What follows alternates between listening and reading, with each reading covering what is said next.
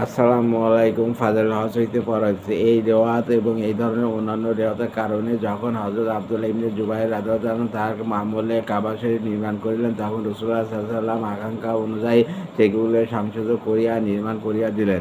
সুতরাং হাতিমের অংশকে ভিতরে প্রবেশ করিয়া দিলেন। কিন্তু আব্দুল মালিকের শাসন আমলে হাজ্জাজ উহাকে পূর্বের ন্যায় যেমন রাসূলুল্লাহ সাল্লাল্লাহু আলাইহি ওয়াসাল্লামের যুগে ছিল তেমনি করিয়া দিল।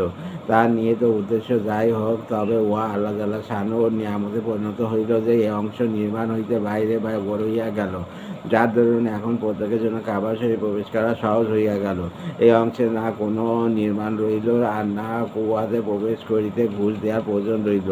যখন যাহার মনে চায় সেখানে যাইয়া নামাজ পড়িতে পারে, দোয়া করিতে পারে, কারণ উহা কাবার ভিতর ধ্বংসের হুকুম মেন।